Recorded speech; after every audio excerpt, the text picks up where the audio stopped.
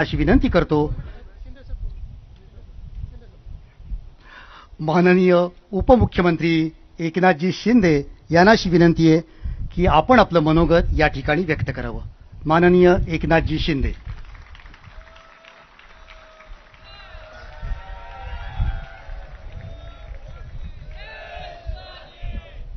छत्रपती शिवाजी महाराज की जय भवानी। स्वराज्य रक्षक धर्मवीर संभाजी महाराज की। राष्ट्रमाता जिजाऊ माँसाहेबांना मानाचा मुजरा करतो आणि आपल्या सगळ्यांचं आराध्य दैवत छत्रपती शिवाजी महाराजांना कोटी कोटी प्रणाम करतो। खरं म्हणजे आजच्या या पुण्यतिथी निमित्त उपस्थित आपल्या देशाचे कर्तव्यनिष्ठ आणि निर्भय कणखर गृहमंत्री अमित भाई या ठिकाणी व्यासपीठावर उपस्थित आहेत। मी आपल्या सगळ्यांच्या वतीने त्यांचं मनापासून स्वागत करतो आणि त्यांचं अभिनंदनही करतो। आज आपले लोकप्रिय मुख्यमंत्री आहेत, देवेंद्रजी आहेत, आमचे अजितदादा आहेत, उदयनराजे आहेत, शिवेंद्र बाबा आहेत, अंग्रेजी आहेत, भरतशेठ आहेत, आमचे सर्व पाठीमागे मंत्रिमंडळ आहे।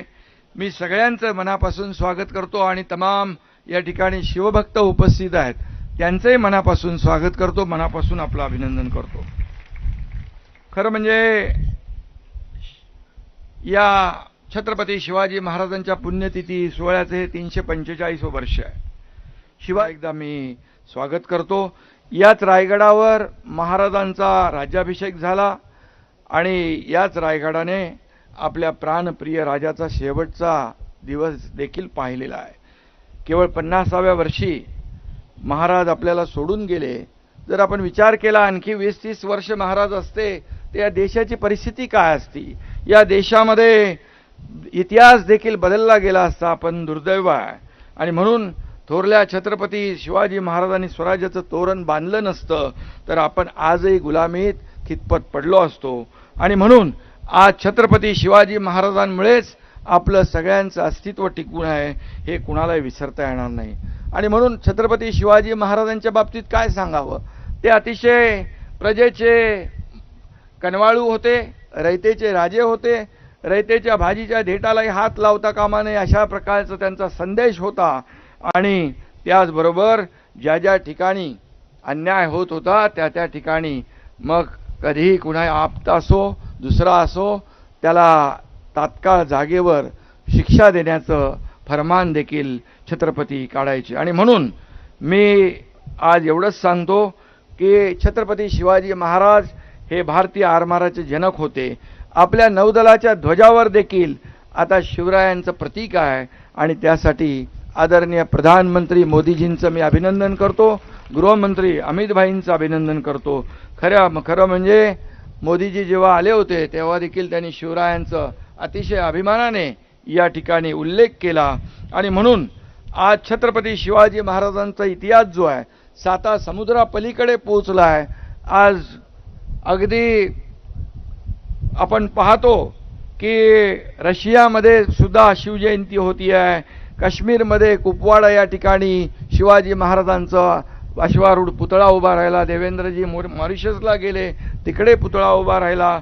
आज खूप मोठ्या प्रमाणावर आज अफजल खानाचा कोतळा ज्या वाघनखांनी काढला तो वाघनख देखील आपण आणली आहे आणि वाघनख ब्रिटनहून आणली, त्याचं देखील दर्शन घ्यायला रांगाच्या रांगा लागलेल्या आहेत। आणि म्हणून या ठिकाणी शिवछत्रपतींनी हाती तलवार घेतली पण निष्पाप लोकांच्या रक्ताने ती कधी रंगू दिली नाही। त्यामुळे त्यांच्या रणनीतीला रक्ताचा वास येत नाही तर मानवतेचा सुगंध येतो। आणि म्हणून शिवाजी महाराज ही केवळ व्यक्ती नाही तर एक विचारसरणी होती। आणि म्हणून महाराष्ट्राच्या घराघरात मनामनात शिवछत्रपती आज घर करून आहेत। आणि म्हणूनच छत्रपती शिवाजी महाराजांचा चाल करून आलेले मग अफजल खान असेल, औरंगजेब असेल, त्याची थडगी याच महाराष्ट्रामध्ये गाडली गेली हा देखील इतिहास आहे। आणि म्हणून ही विषवल्ली या महाराष्ट्रामध्ये कुठेही वर येणार नाही, ती ठेचून काढली जाईल हे देखील आपलं सरकार छत्रपती शिवाजी महाराजांचा आदर्शाने पुढे काम करते। आणि म्हणून मला अभिमान आहे आज गृहमंत्री या ठिकाणी आहेत आणि गृहमंत्री महोदय देखील छत्रपती शिवाजी महाराजांचा इतिहास अतिशय त्यांनी जवळून त्याचा अभ्यास केला आहे. आणि म्हणून आज त्यांनी एकदा ठरवलं की हे करायचं. मग मोदीजींच्या नेतृत्वाखाली मग 370 कलम असू द्या ते हटवण्याचं काम देखील त्यांनी केलं. परवा आपण मगाशी उल्लेख केला की संसदेमध्ये वक्फ बोर्डाच्या बिलाच्या वेळेस त्यांनी जे भाषण केलं ते देखील अंगावर रोमांच उभे करणारं होतं. आणि म्हणून आज का नया भारत छत्रपति शिवराय का जय जयकार करने वाला है. दुश्मन के मुल्क में घुस के मारेंगे ऐसा कहने वाला है. आणि म्हणून देशाच्या सीमेवर जे कोणी पूर्वी शरारत करत होते आता ते सगळे चुपचाप बिळात बसलेले आहेत. आणि त्याचं एकमेव कारण आपले कणखर गृहमंत्री अमितभाई शाह आणि या देशाचे प्रधानमंत्री नरेंद्र मोदीजी. आणि म्हणून मी नेहमी सांगतो की देशामध्ये हिंसा फैलवणारे जे लोक आहेत, नक्षलवादी असतील, अतिरेकी असतील, त्यांचा बंदोबस्त करण्याचं काम आज आपण काल परवाच पाहिलं. 26/11चा हल्ला करणारा मास्टरमाइंड तो राणा याला देखील जेरबंद करून या महाराष्ट्रामध्ये दिल्लीत आणलं, मुंबईत आणलं जाईल आणि त्याला फासावर चढवलं जाईल.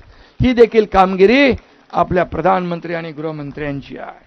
आणि म्हणून मी एवढंच सांगतो कि अमित भाई आपके इरादे तो चट्टा आपके इरादों से चट्टानें भी डगमगा जाती है. दुश्मन क्या चीज है, तूफान भी अपना रुख बदल देता है. आणि म्हणून आपल्या मोदीजींच्या आणि नेतृत्वाखाली हा देश पुढे जातोय, देशाचा विकास होतोय आणि या महाराष्ट्राचा देखील विकास होतोय. हा महाराष्ट्र छत्रपती शिवाजी महाराजांच्या आदर्शावर चालणारा हा महाराष्ट्र आहे. आणि म्हणून या महाराष्ट्रामध्ये देखील जे जे छत्रपती शिवाजी महाराजांनी रयतेसाठी जनतेसाठी केलं ते सरकार म्हणून आज आम्ही करतोय. मी मुख्यमंत्री होतो त्यावेळेस देखील 2.5 वर्ष शिवाजी महाराजांचा आदर्श डोळ्यासमोर ठेवून आपण काम केलं. आता मुख्यमंत्री देवेंद्रजी आहेत, आम्ही टीम म्हणून काम करतोय. या महाराष्ट्राला पुढे नेऊ आणि छत्रपती शिवाजी महाराजांचे गडकोट किल्ले आहेत, हा आपला इतिहास आहे, त्याचं जतन आणि संवर्धन झालं पाहिजे. ते देखील अतिक्रमण मुक्त झाले पाहिजे. ही देखील भूमिका सरकारची आहे. आणि म्हणून या सर्व किल्ल्यांचं आणि म्हणून अमित भाई मुद्दाम या ठिकाणी आलेले आहेत. या ठिकाणी खऱ्या अर्थाने जे आपलं इतिहास आहे, गडकोट किल्ले हे इतिहास आहे. एवढ्यावर गडकोट किल्ले कसे बांधले, तोफा कशा आल्या, पाणी कसं आलं, काय आर्किटेक्चर, काय इंजिनिअरिंग, काय दूरदृष्टी शिवाजी महाराजांची. आणि म्हणून याचं संवर्धन जतन झालं पाहिजे. यासाठी सरकार पुढाकार घेते. अमित भाईंना आमची विनंती आहे की याच्यामध्ये जे काही ASI ने देखील जो पुढाकार घेतला पाहिजे, जो लवकर जेवढ्या युद्ध पातळीवर काम करता येईल तेवढं आम्हाला योगदान सहकार्य केलं पाहिजे.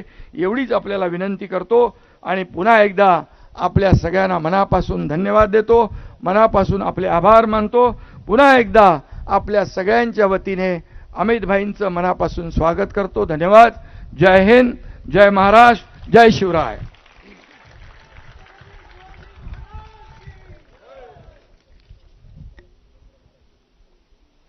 माननीय एकनाथजी, आपले हार्दिक आभार. आणि यानंतर आपल्यासमोर येत आहेत महाराष्ट्र राज्याचे मुख्यमंत्री